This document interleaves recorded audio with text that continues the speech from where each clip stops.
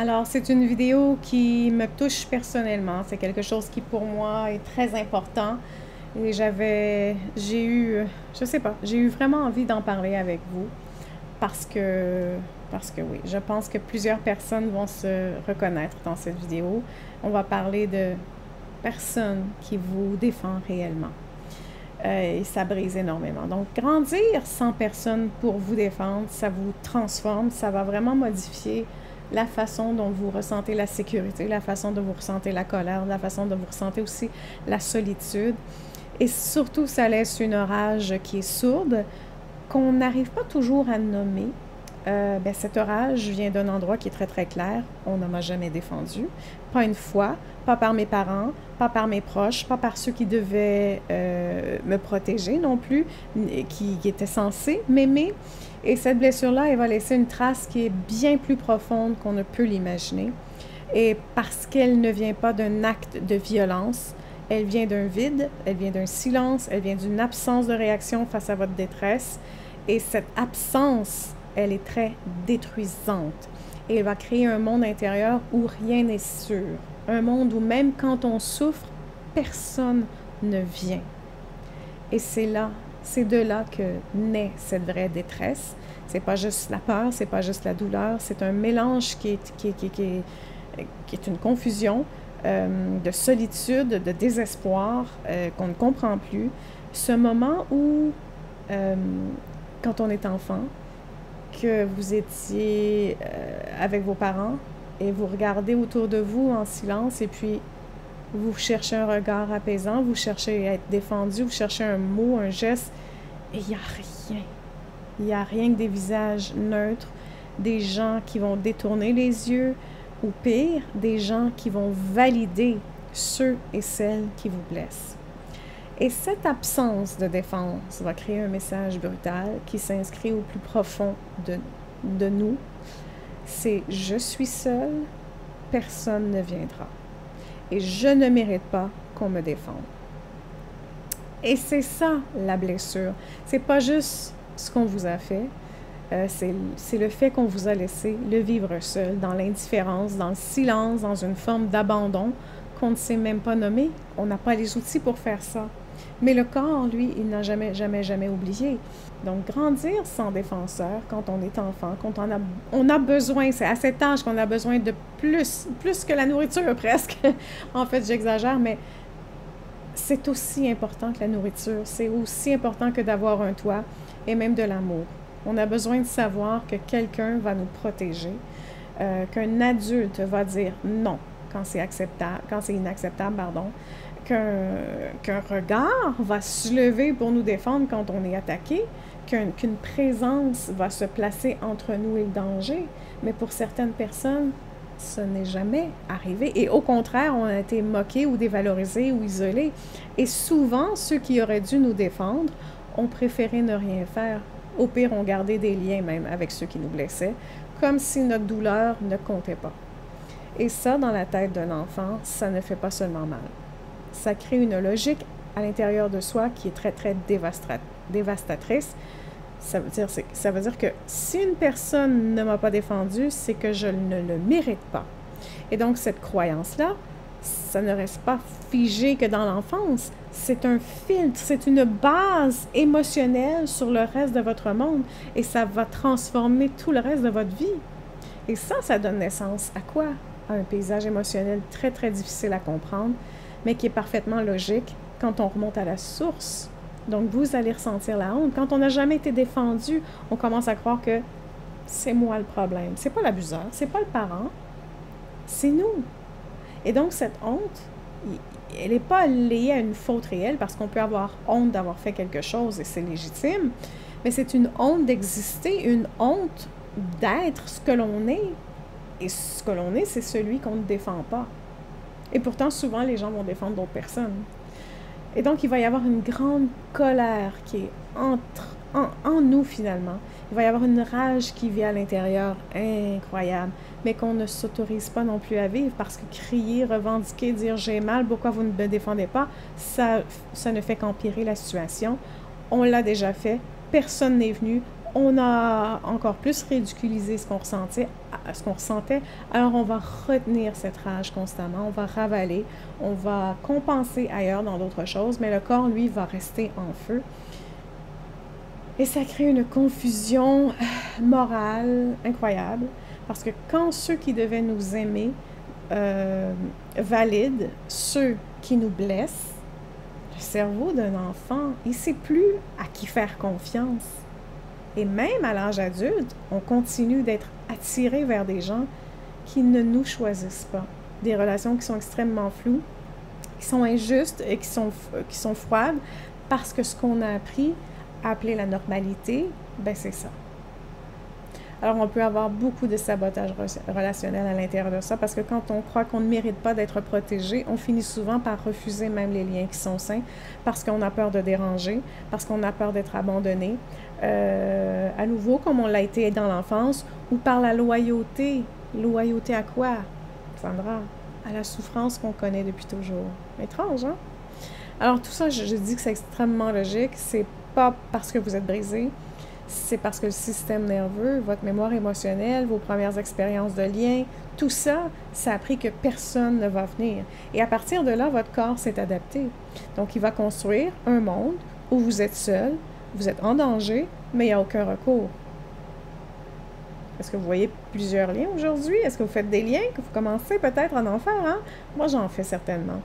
Donc, aujourd'hui, on peut commencer à défaire ce monde-là. Et ce n'est pas en forçant, encore une fois, ce n'est pas en vous jugeant, mais en réapprenant en douceur que vous méritez d'être protégé.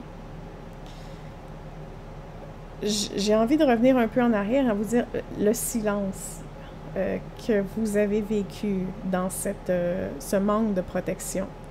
C'est une forme de violence. On penserait que c'est rien passé, mais non, c'est une forme de violence. C'est pas parce qu'on ne vous a pas frappé qu'on ne vous a pas détruit. C'est pas parce qu'il n'y a pas eu de cri qu'il n'y a pas eu d'abandon. Alors, je vous dis, la blessure, ça vient pas que de gestes violents, ça vient aussi d'un vide autour. Et du moment où on aurait dû entendre « ça suffit », t'as pas le droit de lui parler comme ça, t'as pas le droit de le traiter comme ça, je ne tolère pas qu'on la traite de cette façon-là. Donc, à la place, il n'y a eu que des silences, il y a eu des silences froids, et même parfois des petits sourires de complicité. Un silence qui, pour vous, en étant enfant, ça crie beaucoup plus fort que n'importe quoi. Et donc, quand les gens qui sont censés vous aimer restent silencieux face à ce qui est complètement inacceptable, quand ils ne bougent pas, quand ils détournent les yeux, ou pire, qu'ils gardent des liens cordiaux avec des abuseurs, alors eux aussi deviennent une source de danger par complicité. Parce qu'ils vont vous montrer que votre souffrance, qu'est-ce que j'en ai à foutre? T'es seul, arrange-toi seul. Et même l'amour, ça ne veut plus dire que vous êtes protégé. Et c'est là qu'il y a une grande, grande confusion, parce qu'on vous dit « je t'aime » et pourtant on ne fait rien pour le prouver. Hein? Comment aimer un parent, un proche, qui n'a jamais pris votre défense? Comment faire confiance à quelqu'un qui n'a jamais réagi quand vous étiez en détresse? Comment guérir quand les figures de sécurité ont participé par leur silence à l'agression? Et vous connaissez peut-être cette situation même dans votre couple aujourd'hui, quand votre partenaire laisse les parents mal vous traiter, leurs amis mal vous traiter, leurs frères, sœurs, etc., leur famille finalement mal vous traiter sans réagir en vous disant « tu devrais tolérer », c'est très difficile. Alors, cette confusion-là, elle est terrible. Ça crée des nœuds à l'intérieur. Ils m'aiment, on me laisse souffrir. Ils disent qu'ils m'aiment, mais ils ne disent rien quand ça se produit. Et donc, ce sont des nœuds qu'on va traîner pendant des années et c'est lui qui va rendre la guérison extrêmement difficile parce que il ne s'agit plus seulement de couper des liens qui sont simples, il s'agit de je vais peut-être inventer un mot là, détricoter un mensonge affectif. Et le mensonge affectif, c'est l'idée qu'on peut être aimé sans être protégé. Non.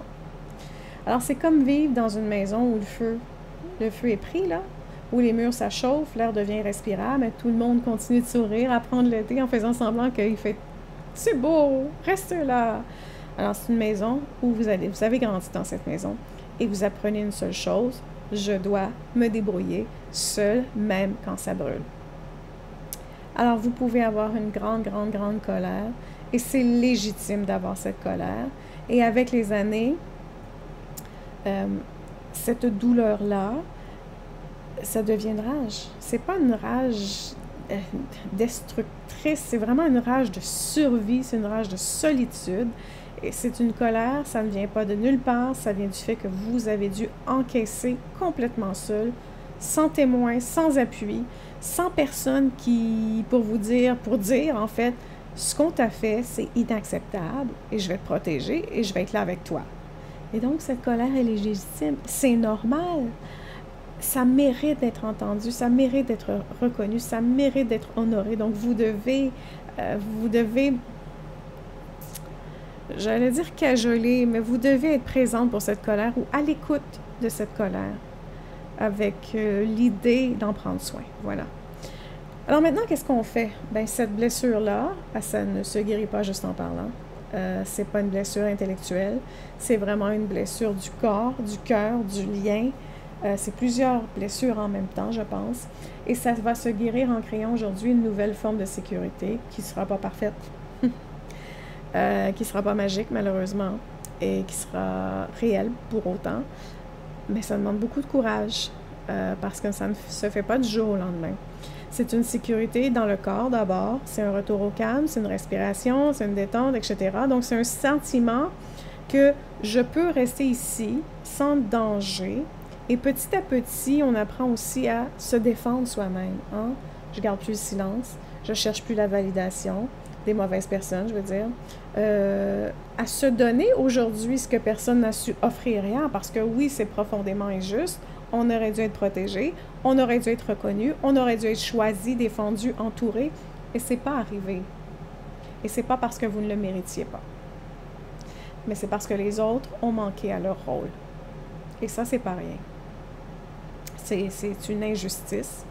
Ça vous a coûté cher, ça vous coûte encore cher, ça vous a volé des années de confiance, de paix, de bonnes relations. Alors non. Ce n'est pas à vous de réparer ce que les autres n'ont pas su faire. Mais c'est à nous aujourd'hui de ne plus attendre qu'ils le fassent. Et oui, ça m'écoeure d'avoir à vous le dire. J'aimerais vous dire autre chose que ça, que quelqu'un doit réparation. Mais la première chose, c'est que si vous vivez encore avec des gens qui laissent les autres vous abuser ou vous maltraiter ou simplement être inadéquats avec vous, ces gens ne sont pas les bonnes personnes pour vous. Voilà. Il n'y a pas de miracle. Donc, on vous a brisé parce que personne ne s'est interposé, mais aujourd'hui, vous pouvez commencer à le faire, pas pour rejouer la guerre, mais pour reprendre votre place et pour dire, même en silence, ça ne va plus se reproduire. Je me vois, je me crois, je me défends et surtout, rappelez-vous, vous n'êtes pas fou, vous n'êtes pas folle, vous n'êtes pas trop sensible, vous avez juste grandi sans défenseur. Et aujourd'hui, c'est le temps de redevenir ce défenseur-là, même aussi injuste soit-il. Vous devez le faire pour vous. Alors, cette vidéo, elle est fièrement sponsorisée par moi-même, Sandra Lacombe.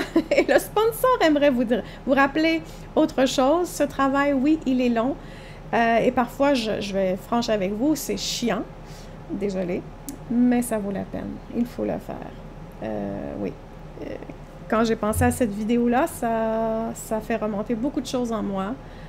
Et je me rends compte qu'il y a encore des choses à guérir. Et je vais continuer de le faire. Sur ce, je vous dis, prenez soin de vous, car tout le reste suivra.